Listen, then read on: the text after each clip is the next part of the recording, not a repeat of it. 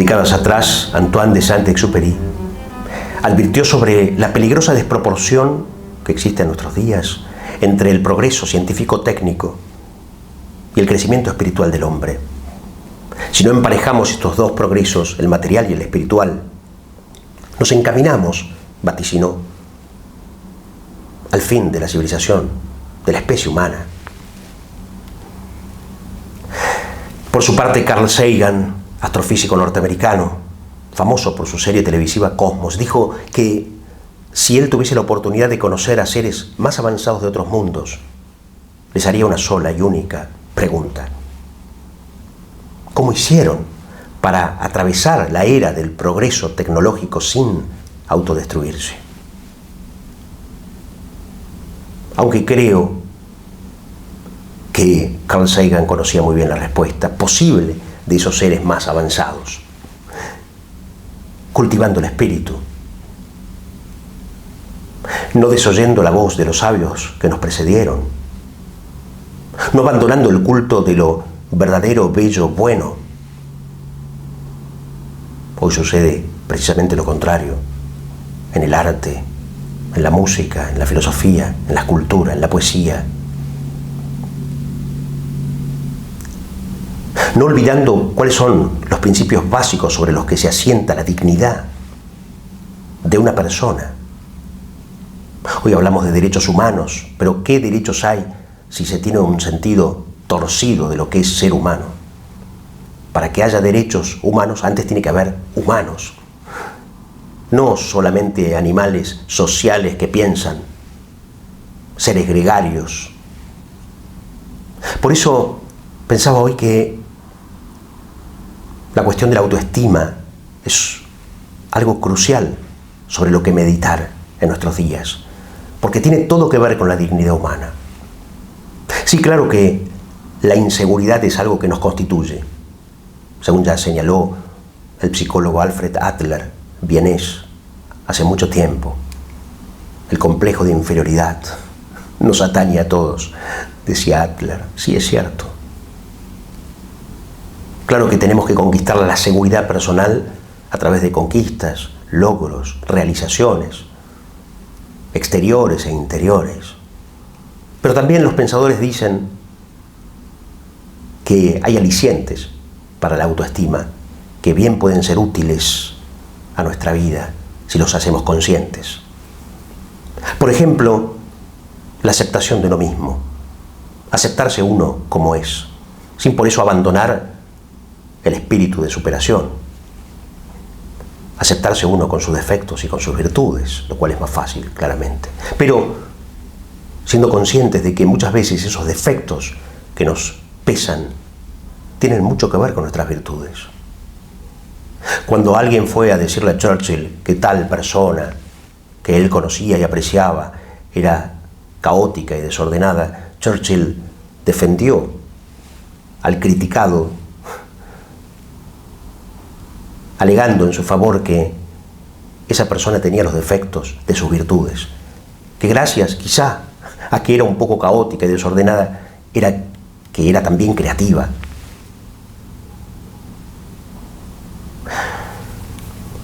La aceptación de uno mismo. La autosugestión, otro aliciente. Arengarse uno a sí mismo, animarse, como lo hacen los deportistas antes de entrar en una competencia. Cuando alguien le preguntó a Sainte-Beuve, el crítico francés, sobre Victor Hugo, ¿qué pensaba de él, el autor de Los Miserables?, Sainte-Beuve dijo: es muy sencillo, Victor Hugo fue un loco que creyó ser Victor Hugo. Es decir, que llegó a ser tan grande porque quizá se creyó hasta más grande de lo que era. La autosugestión, el poder de la autosugestión. Adquirir un sentido de misión, otro aliciente. No solo poseer una función, una actividad determinada, sino que es inevitable, por otra parte, tener una actividad. Pero cuando se dota esa actividad o esa función de un sentido de misión, se tiene una fuerza, un ímpetu, una energía irrefrenable.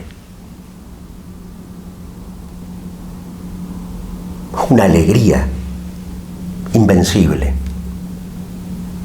La diferencia entre función y misión bien puede estar contenida en una sentencia de Dickens en relación a los educadores cuando dijo: los niños no son jarritos para llenar, son lámparas para encender. El educador que solo se concentra en su función piensa a los niños como jarritos para llenar. El que no, los piensa como lámparas para encender. Y eso le da a ese educador un fuego contagioso, además, capaz de infundir a esos alumnos altos ideales. No compararse, no lite comparare, decían los romanos, porque siempre habrá personas más grandes y más pequeñas que tú, dice el poema de Desiderata. No compararse, apreciarse justamente, sin menospreciarse, pero tampoco sin enaltecerse uno a sí mismo desmesuradamente. Decía ya el padre de la lógica de Occidente, Aristóteles, que la virtud está siempre en un punto medio. También la autoestima. La valentía es un punto medio entre un defecto, que es la cobardía, y un exceso, que es la temeridad. La generosidad es un punto medio entre la avaricia y el derroche. La autoestima es un punto medio entre creerse poca cosa o nada y creerse demasiado, soberbiamente, o superior a los demás, que eso es la soberbia. Otro aliciente es acostumbrarse uno a poner límites. Eleanor Roosevelt, otrora primera dama de Estados Unidos, dijo: nadie puede hacerte sentir inferior sin tu consentimiento. Lo cual es alentador, ya que las personas pueden avanzarnos o atropellarnos en la medida en que nosotros lo permitamos. No idolatrar. La idolatría está muy cerca del odio, porque los ídolos siempre se caen. Porque hasta el más genio de los genios o el más admirable de los hombres es humano, y hasta demasiado humano. No idolatrar. Pero además de todos estos alicientes, el más importante quizá sea saberse uno amado. Pero no solamente por nuestros progenitores, porque bien puede haber pasado que nuestros padres no supieron querernos bien. Hay personas a las que les ha pasado eso. No fueron bien queridos. Sí, tal vez queridos, amados, pero no bien. Los italianos dicen tan acertadamente ti voglio bene, te quiero bien, que no es lo mismo que solamente querer, porque querer bien requiere de magnanimidad y de un esfuerzo. Ahora, si acaso una persona no contó con el amor de sus progenitores o de su entorno, sin embargo todavía tiene a su alcance la posibilidad de darse cuenta de que alguien con mayúscula quiso que esa persona existiera. Y que por lo tanto, todos nosotros, cada uno de nosotros, tenemos un alma inmortal, porque hay un alguien con mayúscula. Esto no se trata de religión solamente, más bien se trata de filosofía elemental y hasta de psicología elemental.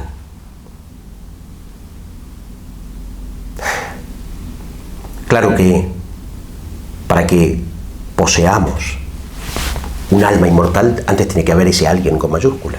Pero si no hay Dios, no hay alma. Si no hay alma inmortal, no hay Dios. Es una ecuación simple. El problema de los tiempos nuevos, modernos, es que hay un ateísmo ambiente. El problema es que ese ateísmo no se percibe como tal. ¿Por qué? Porque ha cambiado la palabra Dios por energía, universo, vida. Y sin embargo, todo eso es un panteísmo, un culto a la naturaleza solapado. La naturaleza es un dedo que apunta al cielo. Nosotros vemos el dedo, pero no al cielo, al que ese dedo apunta. Y es tan peligroso que esto sea así, porque cuando el ser humano no tiene un alma inmortal, tal vez no es tan respetable como parece, tan digno como parece. Los supuestos derechos humanos se deshacen, se derrumban. Si somos seres sociales, gregarios, animales que piensan y nada más, todo humanismo fracasa.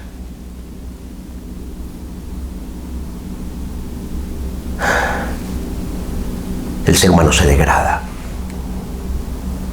Cuando Hitler decidió atacar Polonia, dijo: los polacos no tienen alma, y así se justificó de esa matanza. Después, o antes, vaya uno a saber, hizo extensivo ese pensamiento a los judíos y a los gitanos y a los cristianos. 800 sacerdotes murieron en Auschwitz, 1500 fueron deportados, otros 3000 religiosos en Dachau. Si el ser humano no tiene alma, no es digno de respeto. Si Dios no existe, todo está permitido, dijo Dostoyevsky, el profeta de los tiempos modernos. Ahora, así como el ateísmo moderno no se percibe como tal al haber trocado, suplantado la palabra Dios por universo, energía, vida, cosmos, de la misma manera el mundo moderno, occidental sobre todo, no se percibe en lo absoluto marxista o comunista. No, somos liberales, somos democráticos, somos republicanos, lo que ustedes quieran. Comunistas jamás. Sin embargo, todo indica que el comunismo triunfó en el mundo, ya no como un sistema sociopolítico, sino como ideología. El marxismo triunfó como ideología. Lenin, padre del comunismo, escribió: el marxista debe ser un materialista, es decir, un enemigo de la religión. A las masas hay que proveerlas de una gran variedad de propaganda atea. El ateísmo es una parte integral de la revolución. Debemos combatir a la religión, debemos derrocar a Dios, el archienemigo del orden comunista. Negad a Dios y podréis remodelar a la sociedad como os plazca.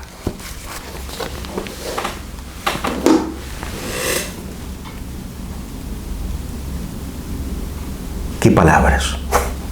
¡Qué palabras!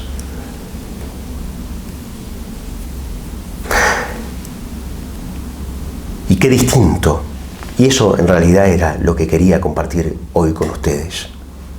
Qué distinto lo que escribió un poeta hindú hace unos 2500 o 3000 años o 3500 años atrás.